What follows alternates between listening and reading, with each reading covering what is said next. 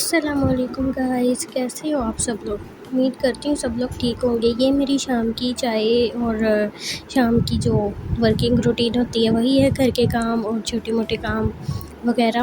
تو اس کے ساتھ ساتھ میں آپ کو ایک سٹوری سناتی ہوں جو کہ ریئل سٹوری ہے، میرے گھر کی ہورر سٹوری۔ تو اس کے اندر کیا ہوتا ہے کہ میری دادا مجھے بتاتی ہیں کہ نا آپ کی جو چھت ہے نا، پرانا گھر تھا پہلے ہمارا، تو ابھی بھی اسی گھر میں رہتے ہیں، لیکن پہلے کی بات ہے، یہ بہت پرانی بات ہے، شاید میرے پیدا ہونے سے پہلے کی بات ہے۔ دادو بتاتی ہیں کہ نا آپ لوگوں کے جو اوپر والا کمرہ ہے نا، ٹوٹا ہوا کمرہ تھا، اس کے اندر نا جن ہوتا تھا ایک۔ وہ جو جن تھا نا، وہ پتہ نہیں کس طرح سے اس نے وہاں پہ نا اپنی رہائش رکھی ہوئی تھی، اور جو تمہاری پردادی ہے نا اس کو بھی اکثر وہ نظر آیا کرتا تھا۔ پردادی جو تھی ہماری وہ تو فوت ہو گئی، اور میرے پردادا ابو تھے وہ بہت ہی نمازی، اور جیسے بزرگ ہوتے ہیں نا سب کے پردادی پردادا نمازی اور اس طرح کے لوگ تھے، تو اکثر جو ہے نا وہ ان کو نظر آ جایا کرتا تھا۔ تو جب وہ لوگ فوت ہو گئے تو ان کے بعد نا ایک بزرگ ہمارے گھر آئے، تو نا وہ نا ایسے ہی چھت کے اوپر گئے تو انہوں نے دیکھا کہ وہاں پہ تو ایک جن ہے، جن کا سایہ تھا وہاں پہ، جن کا بسیرا تھا۔ تو وہ مطلب انہوں نے جب اس کو دیکھا نا تو انہوں نے اپنی چھڑی کے ساتھ نا اس کو مطلب اپنے قبضے میں کر لیا، جو بھی ان کے پاس عملیات تھے، جو بھی علم تھا ان کے پاس، نوری علم، اس کے ساتھ اس نے نا ان کو جو ہے نا اس جن کو قید کر لیا اپنے نا، اس کے ساتھ جو بھی عمل ہوتا ہے اس کے ساتھ اس کو نا قید کر لیا۔ تو میں تو سن کے بڑا پریشان ہوئی، میں نے کہا ابھی بھی ہماری چھت پہ جن ہے؟ تو دادا کہتی نہیں ابھی تو نہیں ہے، لیکن نا ان جو وہ عالم تھے نا وہ اب فوت ہو گئے ہیں، اب جو ہے نا وہ عالم مطلب ان کی جو اولاد ہے وہ یہ سب کچھ مطلب عملیات وغیرہ یہ کام کرتی ہیں نوری علم کا۔ تو کیا کہتے ہیں، میں نے کہا دادو آپ ہمارے گھر میں سے کسی کو یہ والا کام آتا ہے؟ تو نا دادو کہتی نہیں، تمہارے دادا ابو کو نا انہوں نے نوری علم سکھایا تھا ایک دفعہ، تو نا تمہارے دادا ابو بے ہوش ہو گئے تھے، اس کی وجہ سے وہ نا ان کو جب جاگ آئی نا تو وہ کسی نا درخت کے پاس پہنچے ہوئے تھے مطلب ان کو جب ہوش آئی نا، وہ بھی ہوش ہو گئے تھے یہ کرتے ہوئے نا، تو جب ان کو ہوش آئی تو وہ ایک درخت کے پاس پہنچے ہوئے تھے تمہارے دادا ابو۔ پھر تمہارے دادا ابو نے نا بابا جی سے کہہ دیا کہ میں یہ کام نہیں سیکھوں گا، ظاہری بات ہے میرے چھوٹے چھوٹے بچے ہیں، میری فیملی ہے،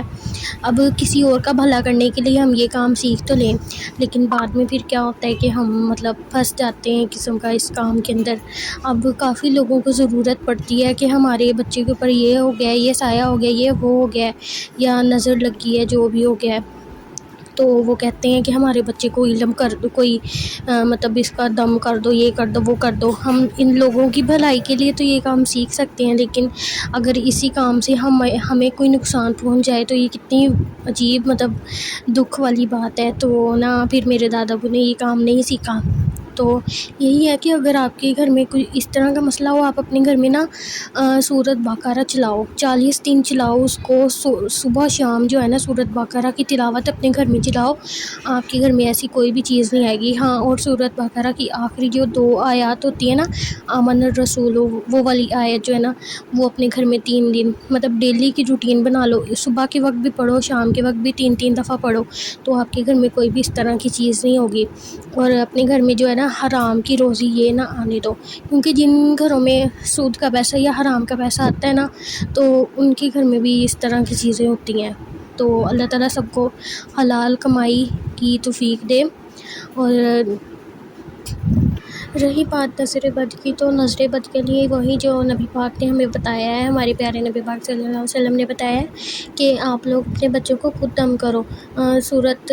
میں جو پہلے 3 صورتیں ہیں، مطلب قل هو اللہ احد اور قل اعوذ برب الناس، قل اعوذ برب الفلق، یہ تینوں صورتیں جو ہے نا 3 دفعہ پڑھو، اور ان سے پہلے آیت الکرسی پڑھو اور لاسٹ پہ درود شریف پڑھو۔ یہ پڑھ کے اپنے بچوں کو کے اوپر جو ہے نا دم کرو، تاکہ آپ کے بچے جو ہے نا ان شیاطین اور بری نظر سے بچے رہیں۔ اور اس کے ساتھ ساتھ میری دادی نے مجھے ایک اور بات بتائی تھی کہ آپ لوگ جب شام کا وقت ہوتا ہے نا اپنے گھر میں، آپ لوگوں نے اپنے مطلب دروازوں کو بند کر لو اور لائٹیں وغیرہ آن کرو، اور اپنے جو ہے نا نماز پڑھ کے نا مغرب کی نماز کے بعد آپ نے پڑھنی ہے سورۃ واقعہ۔ سورۃ واقعہ سے کیا ہوتا ہے کہ آپ کے گھر میں نا مطلب فاقہ اور غربت اور یہ سب کچھ نہیں ہوگا، آپ انشاءاللہ ہمیشہ آپ جو ہے نا اچھا کھا کے ہی سوئیں گے اپنے گھر میں۔ ویسے بھی اللہ تعالیٰ نے اللہ تعالیٰ کی ذاتیں اپنے مطلب